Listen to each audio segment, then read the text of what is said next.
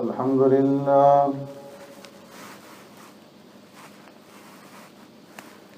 لله نحمده ونستعينه ونستغفره ونؤمن به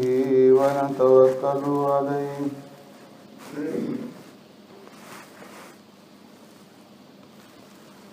ونعوذ بالله من شرور أنفسنا ومن سيئات أعمالنا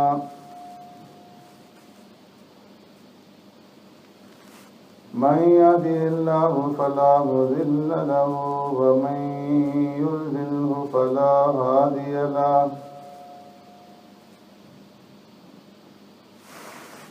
ونشهد أن لا إله إلا الله وحده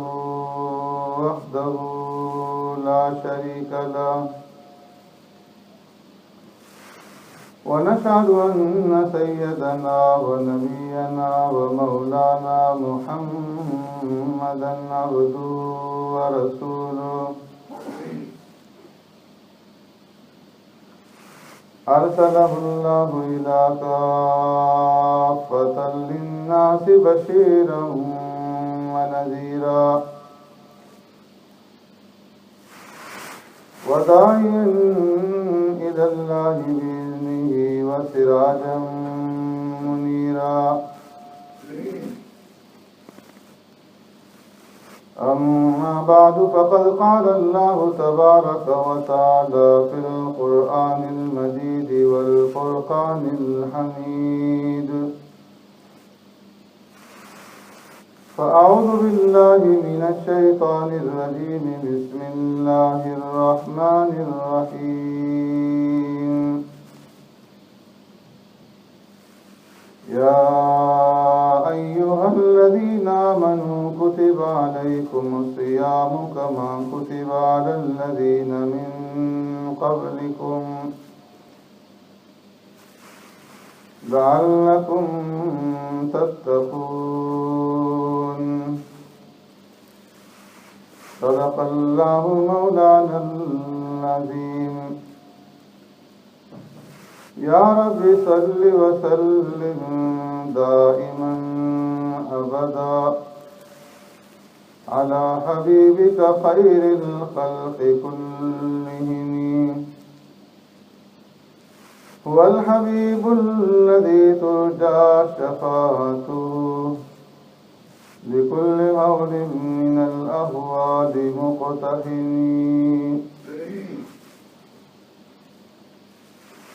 یا ایھا الذین آمنوا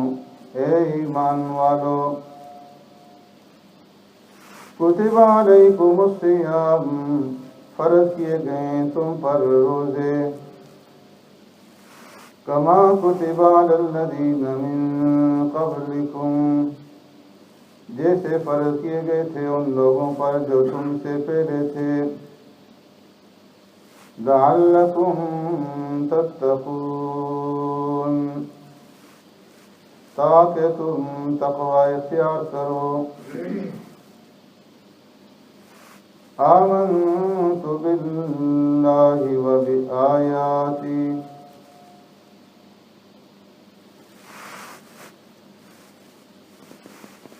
میرے محترم دوستو بزرگوں بھائیو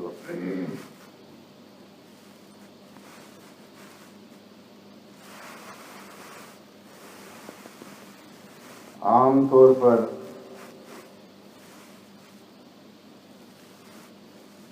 ہم نے رمضان المبارک کے مہینے کا مطلب یہ سمجھا ہے کہ اس میں دن کو روزے رکھنے اور رات کو تراویح ادا کرنی ہے اور بس. لیکن فرمایا کہ رمضان المبارک کی حقیقت صرف اتنی نہیں ہے بلکہ اس کا مقصد بہت ہی زیادہ اونچا ہے اور بہت ہی زیادہ آگے ہے.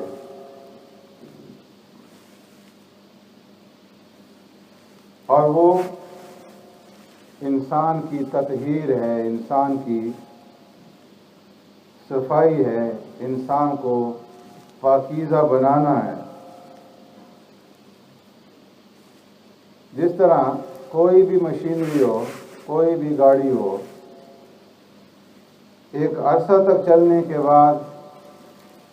سروس کی ضرورت ہوتی ہے، اور ہالن کی جاتی ہے، اسی طریقے سے 11 مہینے تک انسانی زندگی کی یہ گاڑی جب مسلسل چلتی رہتی ہے تو اس کے اندر بھی میل کچیل اور کدورت پیدا ہو جاتی ہے، اور اب اس میل کچیل کو دور کرنے کے لیے سروس کی ضرورت ہے، صفائی کی ضرورت ہے کہ اس میل کچیل کو دور کر دیا جائے۔ اللہ رب العزت ہمارے خالق اور مالک ہیں، اور اللہ رب العزت ہمارے حالات کو جانتے ہیں۔ اس وجہ سے اللہ رب العزت نے ہماری طہارت اور صفائی کا بندوبست فرمایا۔ اللہ نے انسانوں کی تخلیق اور انسانوں کی پیدائش کا مقصد کھول کر کے بیان کر دیا، وَمَا خَلَقْتُ الْجِنَّ وَالْإِنسَ إِلَّا لِيَعْبُدُونِ، کہ جنات اور انسانوں کی تخلیق اور انسانوں کی پیدائش کا مقصد اللہ کی عبادت کرنا ہے۔ اب اس مقصد کے بعد ہونا تو یہ چاہیے تھا کہ ہم ہر وقت اللہ کی عبادت کے اندر رہتے، ہر وقت سر سجود رہتے، رکوع میں جھکے رہتے، قیام کے اندر رہتے، اللہ کی عبادت کرتے رہتے، لیکن اللہ رب العزت نے ایسا نہیں کیا۔ اور پھر اللہ نے فرمایا کہ ان اللہ اشتری من المؤمنین انفسهم واموالهم بان لهم الجنہ، کہ ہم نے مومنین سے ان کی جانیں اور ان کا مال خرید لیا ہے جنت کے بدلے میں۔ تو اول تو ہمارا خالق بھی وہ، زندگی دینے والا وہ، پھر ہمارا مقصد تخلیق، پیدائش کا مقصد اللہ کی عبادت کرنا،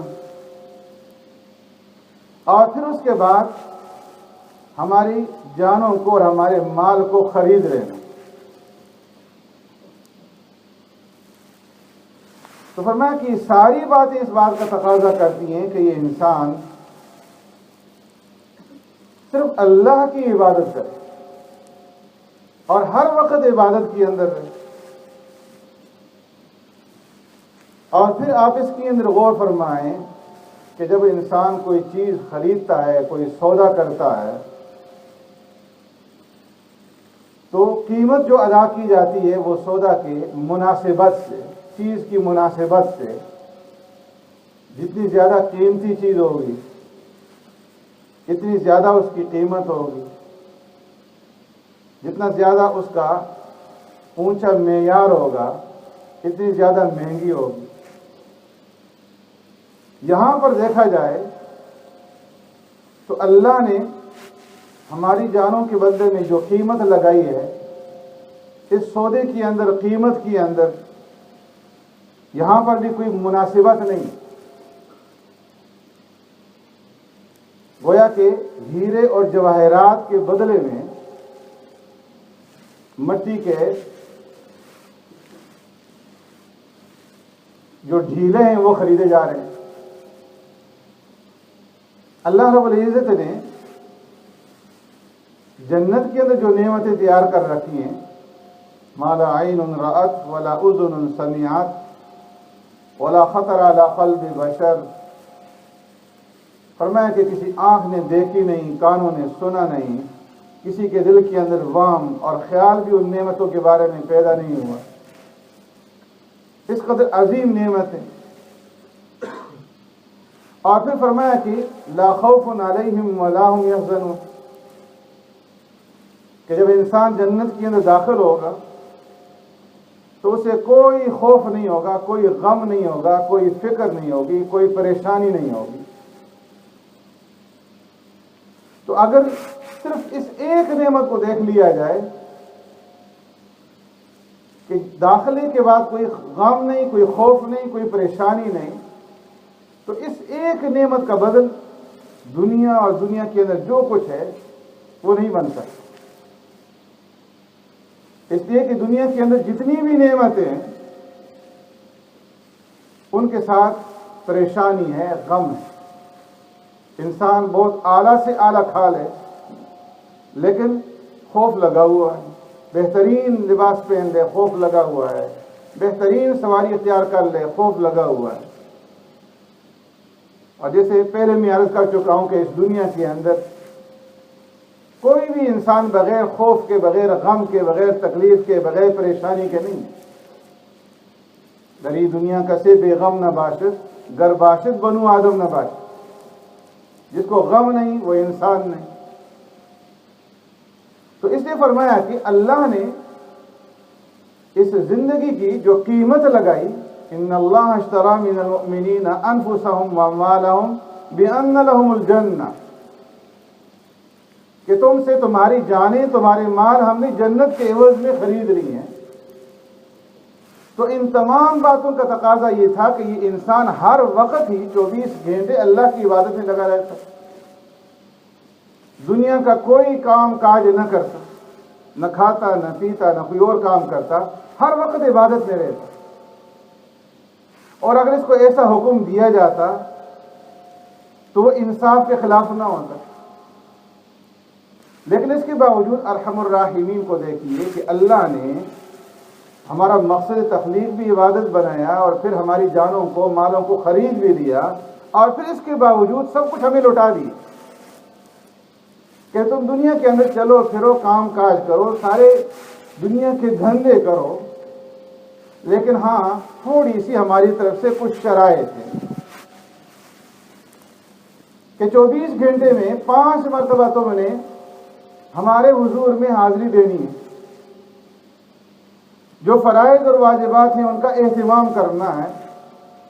اور جو ممنوعات ہیں، جو حرام چیزیں ہیں، ان سے اپنے آپ کو بچانا ہے۔ باقی تم آزاد ہو، اپنے دنیا کے کام کاج کرو۔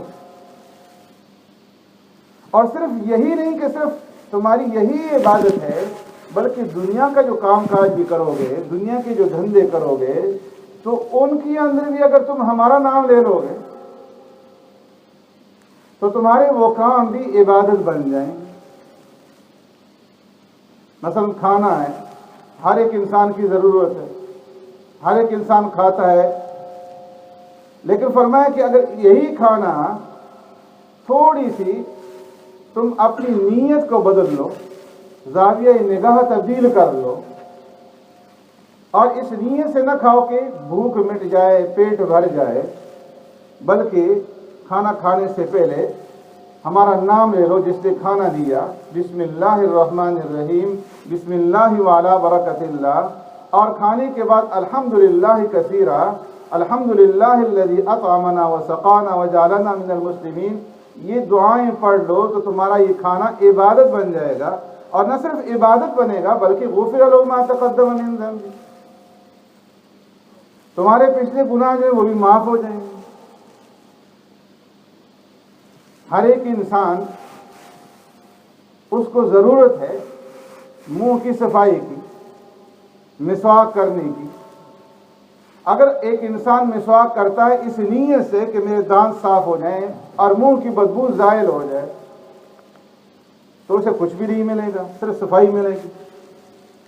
لیکن فرمایا کہ یہاں پر تھوڑی سی زاویہ نگاہ کو تبدیل کر لو اور ہمارے طریقے کے مطابق آ جاؤ، اور اس نیت سے مسواک کرو کہ پیارے پیغمبر صلی اللہ علیہ وسلم کی یہ سنت ہے، اور آپ کثرت کے ساتھ مسواک فرمایا کرتے تھے، اور ہم نے آپ صلی اللہ علیہ وسلم کی سنت کو زندہ کرنا ہے اور سنت کے اوپر عمل کرنا ہے، تو منہ کی صفائی مفت میں حاصل ہوگی اور سنت کو زندہ کرنے کا اجر و ثواب الگ سے ملے گا۔ یہ مسواک کرنا عبادت بن جائے۔ کام کاج کے لیے گھر سے نکلتے ہو، ملازمت پہ جاتے ہو، تجارت پہ جاتے ہو، تھوڑی سی نیت تبدیل کر لو کہ میں اس لیے جا رہا ہوں کہ اللہ کا حکم ہے، بیوی بچوں کے میرے اوپر حقوق ہیں اور ان حقوق کو میں نے پورا کرنا ہے، اور میں جا کر کے اللہ کے حکموں کے مطابق تجارت کروں گا اور اللہ کے حکموں کے مطابق ملازمت کروں گا۔ تو فرمایا کہ یہ کام کاج کرنا، یہ تجارت، یہ دین بن جائے گا، یہ اجر اور ثواب کا ذریعہ بن جائے گا، اور نہ صرف اجر و ثواب ملے گا بلکہ فرمایا کہ التاجر الصدوق الامین مع النبیین والصدیقین والشہداء والصالحین، کہ جو تاجر امانتداری کے ساتھ اور دیانتداری کے ساتھ اور صداقت کے ساتھ، سچائی کے ساتھ تجارت کرے گا، مع النبیین، اس کا حشر نبیوں کے ساتھ ہوگا، والصدیقین، صدیقین کے ساتھ ہوگا، شہداء کے ساتھ ہوگا، والصالحین، اور صالحین نیک لوگوں کے ساتھ ہوگا۔ ایک آدمی اپنی شلوار کو اوپر اٹھاتا ہے اس لیے کہ یہ آلودہ نہ ہو جائے، گرد و غبار سے بچ جائے، گندگی سے بچ جائے، کپڑے کی صفائی حاصل ہو جائے۔ صفائی تو حاصل ہو جائے گی لیکن باقی کچھ بھی نہیں ملے گا۔ لیکن اگر اس نیت سے اپنی شلوار کو اوپر اٹھاتا ہے کہ نبی کا یہ حکم ہے، ما اسفل من الکعبین من الازار فی النار، کہ ٹخنوں کا جو حصہ شلوار کے نیچے ہوگا، چھپا ہوا ہوگا، یہ آگ کے اندر جلے گا، اور آگ کی جلن کو بھی برداشت نہیں کر سکتا۔ نبی کے طریقوں کو پورا کرنا ہے۔ نبی نے کہا ہے کہ شلوار کو نیچے پھینکنا یہ تکبر کی علامت ہے، اور تکبر اللہ کو پسند نہیں، تو بھی وہ کام نہیں کروں گا جو اللہ کو پسند نہیں۔ اس نیت سے اگر اپنی شلوار کو ٹخنوں سے اوپر اٹھا لے گا تو کپڑے کی صفائی بھی حاصل ہو جائے گی اور اجر اور ثواب بھی ملے گا۔ یہاں تک کہ پیارے پیغمبر صلی اللہ علیہ وسلم نے یہاں تک فرما دیا وَفِي بُضْعِ أَحَدِكُمْ صَدَقَةٌ، کہ تمہارے لیے تمہاری شرمگاہوں کے اندر بھی صدقہ ہے۔ ایک آدمی اپنی بیوی کے پاس جاتا ہے، فرمایا اس کے اندر بھی اس کے لیے اجر و ثواب ہے۔ صحابہ نے پوچھا اَيَأْتِي أَحَدُنَا شَهْوَتَهُ وَلَوْ فِي أَجْرٌ، ایک آدمی اپنی تقاضا پورا کرتا ہے، شہوت کو پورا کرتا ہے، اس میں بھی اجر؟ فرمایا ہاں۔ اگر تم اسی کو غلط موقع پہ استعمال کرتے تو گناہ ملتا ہے نا۔ گناہ سے بچنے کی نیت سے اگر اپنی طبی خواہش کو پورا کرو گے تو اس کو بھی اجر ملے گا، ثواب ملے گا۔ تو فرمایا کہ ایک تو عبادات وہ ہیں کہ جو بالواسطہ ہیں، اور ایک عبادات ہیں بلا واسطہ، ڈائریکٹ۔ فرائض، 5 وقت کی نماز، روزہ، زکوٰۃ، حج،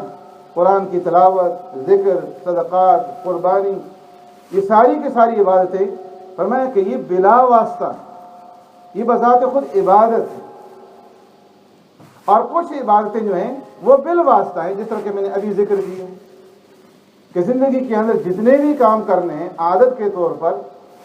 ان کو عبادت کے طور پر کرو، تو یہ سارے کے سارے کام عبادت بن گئے ہیں۔ فرمایا کہ جب انسان 11 مہینے دنیا کے اس دھندے کے اندر مشغول رہتا ہے، کام کاج کے اندر مشغول رہتا ہے، رفتہ رفتہ اس سے یہ بلا واسطہ جو عبادتیں ہیں یہ رہ جاتی ہیں، روحانیت ختم ہوتی جاتی ہے، اور عبادات کے اندر روحانیت جو ہے وہ منہدم ہو جاتی ہے۔ انسانی زندگی کے اندر روحانیت ختم ہو جاتی ہے، گندگی آ جاتی ہے، میل کچیل آ جاتا ہے، زنگ آ جاتا ہے۔ تو اللہ رب العزت نے سال کے اندر 1 مہینہ ایسا رکھ دیا کہ اس 1 مہینے کے اندر یہ بندے میری طرف رجوع ہوں اور میرا قرب حاصل کریں۔ فرمایا کتب علیکم الصیام کما کتب علی الذین من قبلکم لعلکم تتقون، کیوں فرض کی گئے روزے؟ اس لیے کہ تم تقوی اختیار کرو، تمہارے اندر باطنی صفائی پیدا ہو جائے، طہارت پیدا ہو جائے، تقوی پیدا ہو جائے۔ تو اللہ رب العزت نے یہ مہینہ اس لیے دیا ہے کہ ہم اپنی صفائی کر لیں۔ 11 مہینے جو غلاظتیں ہوئیں، جو گناہ ہوئے،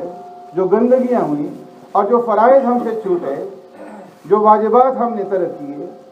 جو سنتوں کے اندر کمزوریاں ہوئیں، اس کا تدارک کرنا۔ اس لیے یہاں پر اس مہینے کے اندر جہاں ہم نے روزے رکھنے ہیں وہاں تراویح کی نماز ادا کرنی ہے. اور تراویح کی نماز کیا ہے؟ اللہ کی طرف سے انعام. پیارے پیغمبر صلی اللہ علیہ وسلم معراج پہ تشریف لے جاتے ہیں, اللہ معراج عطا فرماتے ہیں, بہت بڑا انعام عطا فرماتے ہیں. آپ صلی اللہ علیہ وسلم وہاں پر سوچتے ہیں کہ میں اپنی امت کے لیے کیا تحفہ لے کر کے جاؤں. اللہ نے فرمایا کہ الصلاۃ معراج المؤمنین, سجدے لے کر کے جاؤ, کہ ہر ایک سجدہ یہ آپ کی امت کی معراج. تراویح کے اندر 20 رکعات اور 40 سجدے, اور فرمایا کہ سجدہ کر اور سجدے کے ذریعے سے ہمارا قرب حاصل کر. سب سے زیادہ بندہ جو اللہ کے قریب ہوتا ہے وہ کس حالت میں ہوتا ہے؟ جب وہ اپنی پیشانی زمین کے اوپر ٹیکتا ہے اور سبحان ربی الاعلیٰ کے الفاظ کہتا ہے, تو فرمایا اس وقت, اس پوزیشن میں, اس حالت میں یہ بندہ سب سے زیادہ رب کے قریب. تو اللہ نے اس مہینے کے اندر 40 سجدوں کا اضافہ کر دیا تاکہ بندے ان سجدوں کے ذریعے سے ہمارا قرب حاصل کرے اور ہماری نزدیکی حاصل کرے, اور جو بودھ ہمارا اور اس بندے کے درمیان میں پیدا ہو گیا تھا, جو دوری پیدا ہو گئی تھی, وہ دوری دور ہو گئی. تو اس لیے اس مہینے کے صرف روزہ رکھ کر کے گزارنا نہیں, روزے کا اہتمام کرنا ہے, تراویح کا اہتمام کرنا ہے, لیکن اس کے ساتھ ساتھ اپنی باطن کی صفائی کا پورا اہتمام کرنا ہے. دنیا کے کام کاج جو سال کے 11 مہینے کرتے ہیں, رمضان المبارک کے مہینے کے اندر ان کو کم کر دینا ہے, عبادات کے اندر اضافہ کر دینا ہے, اور ایسا ٹائم ٹیبل بنا لینا ہے اپنے لیے کہ زیادہ سے زیادہ وقت عبادت کے اندر گزرے, زیادہ سے زیادہ وقت قرآن کی تلاوت کے اندر گزرے, کہ قرآن اور رمضان کا آپس میں گہرا جوڑ لے, اور زیادہ سے زیادہ وقت توبہ اور استغفار کے اندر گزرے, نوافل کی ادائیگی کے اندر گزرے, تہجد کا اہتمام ہو, اشراق اور چاش کا اہتمام ہو, اوابین کا اہتمام ہو, تراویح کا اہتمام ہو, سجدوں کو زیادہ کیا جائے, زیادہ سے زیادہ صدقہ اور خیرات کیا جائے. پیارے پیغمبر صلی اللہ علیہ وسلم فرمایا کہ ہوا کے جھونکوں کی طرح رمضان کے مہینے کے اندر آپ کا جو جذبہ سخاوت ہے وہ بڑھ جاتا ہے. جہاں زکوٰۃ کی ادائیگی ہو تو ساتھ ساتھ نفلی صدقات اور خیرات اس کا بھی اہتمام کیا جائے, دعاؤں کا اہتمام کیا جائے کہ اللہ کی طرف سے دروازے کھلے ہوئے ہیں, ندائیں ہو رہی ہیں, آوازیں لگائی جا رہی ہیں, مانگو جو مانگتے ہو میں تمہیں دوں. حل من مستغفر فاغفر له, حل من مسترزق فارزق له. رزق مانگتے ہو دوں گا, مغفرت مانگتے ہو دوں گا, صحت یابی مانگتے ہو دوں گا. ہر وقت اعلان ہو رہا ہے, دن کو مانگو, رات کو مانگو, افطار کے وقت مانگو, سحری کے وقت مانگو, رحمت کے دروازے کھلے ہوئے. دعاؤں کا اہتمام اور دعاؤں کی کثرت, اور پھر ساتھ ساتھ چلتے پھرتے اٹھتے بیٹھتے اللہ کا ذکر ہو, سبحان اللہ والحمد للہ ولا الہ الا اللہ واللہ اکبر, سبحان اللہ وبحمدہ سبحان اللہ العظیم, استغفر اللہ ربی من کل ذنب واتوب الیہ. استغفار کی کثرت, درود شریف کی کثرت, جنت کا سوال, جہنم سے پناہ. اللہ رب العزت ہمیں عمل کرنے کی توفیق عطا فرمائے, سنتیں ادا فرمائے.